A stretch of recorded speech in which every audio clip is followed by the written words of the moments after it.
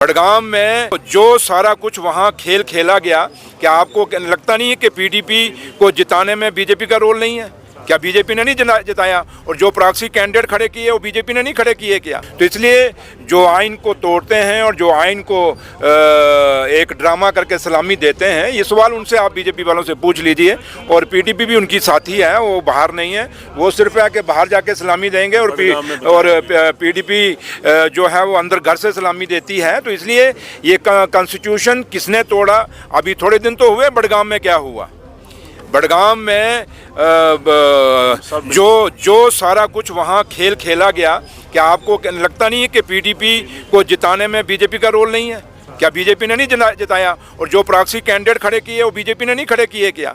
ये सब एक मैनिपुलेटेड था। और तब भी हमें फ़ख्र है कि हमारे लोगों ने, हमारा जो नेशनल कॉन्फ्रेंस का कैंडिडेट था, पूरा साथ दिया। पूरी सरकार पीडीपी को जिताने में लगी हुई थी। और जब पहले महबा जी एक दिन एलजी साहब को जब मिल के आई थी, और आप लोग मीडिया को कभी खिताब नहीं किया था, और मीडिया पूछता रह गया था कि महबा जी बताइए एलजी साहब से क्या बात करके आए, तो वो बडगाम में हमें नज़र आ गया। वो उन्होंने वहीं वो जाके एलजी साहब के साथ बात की होगी कि बडगाम को कैसे हराना है, नेशनल कॉन्फ्रेंस की सीट कैसे हरानी। तो इसलिए ये चंद दिन की वो खुशियाँ मना लें।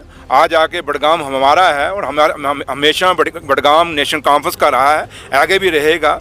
थोड़ा सा है कि मिसअंडरस्टैंडिंग्स हुई हैं, और वो मिसअंडरस्टैंडिंग्स भी दूर होंगी, लेकिन मकसद आ जाके यही है कि उमर अब्दुल्ला सरकार का कि जो लोगों के काम हैं, हम अपना वक्त इन लोगों पे छीटाकशी करने के लिए नहीं निकालेंगे, बल्कि हम इसलिए कोशिश करेंगे कि जो लोगों के मसले और मसाइल जो 11 साल में बीजेपी और पीडीपी ने नहीं किए, उन मसलों को, चाहे अधूरी सड़कें हैं, अधूरे पुल हैं, अधूरे हॉस्पिटल हैं, अधूरे स्कूल कॉलेजेस यूनिवर्सिटीज़ हैं, जो मसले भी इन लोगों ने अधूरे छोड़े हैं। और सबसे बड़ा बेरोजगार बच्चों का रोजगार का जो मसला हमारे सामने खड़ा है।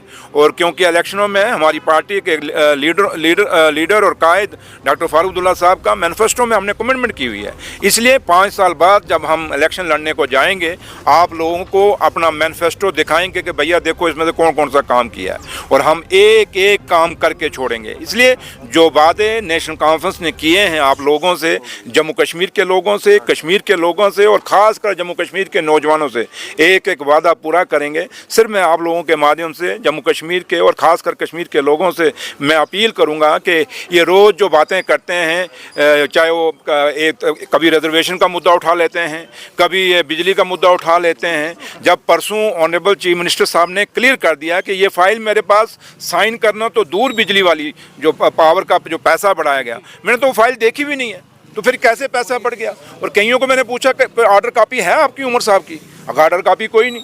इसलिए ये एक र्यूमरबाजी में और लोगों को गुमराह करके आप लोगों को, जम्मू कश्मीर के लोगों को और ख़ासकर कश्मीर के लोगों को नेशनल कॉन्फ्रेंस से दूर करना चाहते हैं। लेकिन मैं आप लोगों को, खासकर जो आप मीडिया के लोग हैं, मेरी आपसे भी अपील है कि आप र्यूमर पे बने हुए सवाल हमें मत करिए। आप थोड़ा सा खोज खुद भी कर लीजिए करिए कि ये ऑर्डर कहाँ से निकला। इसलिए लोगों को गुमराह करने का एक चाल चली जा रही है जो पीडीपी और बीजेपी मिल के चला रही है, और कुछ ऐसे भी हैं जो सी टीमें भी हैं, वो भी लगे हुए हैं। लेकिन मकसद एक है, एक तरफ पूरी नेशनल कॉन्फ्रेंस और जम्मू कश्मीर के लोग हैं, वो गरीब जिनकी सुनवाई 11 साल में नहीं थी, दूसरी तरफ वो लोग हैं जो मोटी मोटे सामियाँ हैं, जो बड़े बड़े लोग हैं, अमीर लोग हैं, वो हैं। लेकिन जम्मू कश्मीर के लोगों को फैसला करना होगा कि आपने उस पार्टी के साथ चलना नेशनल कॉन्फ्रेंस का, वो नेशनल कॉन्फ्रेंस जो शेर कश्मीर से लेके डॉक्टर फारूक अब्दुल्ला साहब से लेके और आज उमर अब्दुल्ला साहब था, हमेशा गरीबों के साथ खड़ी हुई है, किसान और मजदूर के साथ खड़ी हुई है, हमेशा छोटी रेडी फड़ी वालों के साथ, छोटे दुकानदारों के साथ खड़ी हुई है, जो छोटे ट्रांसपोर्टरों के साथ खड़ी रही है।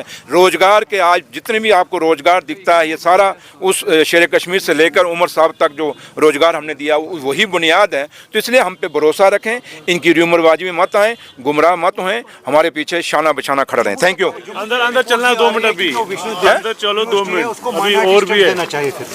क्या चीज़? जो यूनिवर्सिटी का इशू है ना, ये माता वैष्णो देवी। देखिए मैं कल भी कहा, आज भी कहूँगा कि हिंदुस्तान की खूबसूरती इसी में है कि अनेकता में एकता है।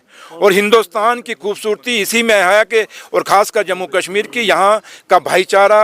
महात्मा गांधी ने अपने उस दौर में कहा था कि मुझे अगर भाईचारे की कोई किरण दिखती है तो जम्मू कश्मीर से दिखती है। इसलिए जम्मू कश्मीर हमेशा भाईचारे के लिए जाना जाता है। और जो लोग भी यहाँ एजुकेशन को भी कॉमनलाइज करना चाहते हैं, एजुकेशन के अंदर भी जात बरादरी मज़हब फ़िरका परस्ती लाना चाहते हैं, मैं उन लोगों को कहूँगा कि कम से कम एजुकेशन को तो बख्श दो। ये बच्चा जो छोटा सा तैयार होता है, बड़ा होता है, जब वो बचपन में पैदा होता है उसको कोई पता नहीं होता कि मैं कौन हूँ, किस मज़हब से हूँ, किस धर्म से हूँ। लेकिन बड़े होकर हम लोग उनको बनाते हैं, तुम कहाँ हो, तुम कहाँ हो। इसलिए जो लोग ये यूनिवर्सिटीज़ के अंदर, कॉलेजेस के अंदर, स्कूलों के अंदर जो फ़िरका परस्ती और कम्युनलिज्म लाना चाहते हैं और जात बरादरी लाना चाहते हैं, उनसे आम लोगों को बचना चाहिए। और हम उनको कहेंगे कि वास्ता रब का है, कोई एक दायरा तो छोड़ दो जहाँ लोगों को सुख का सांस लेना।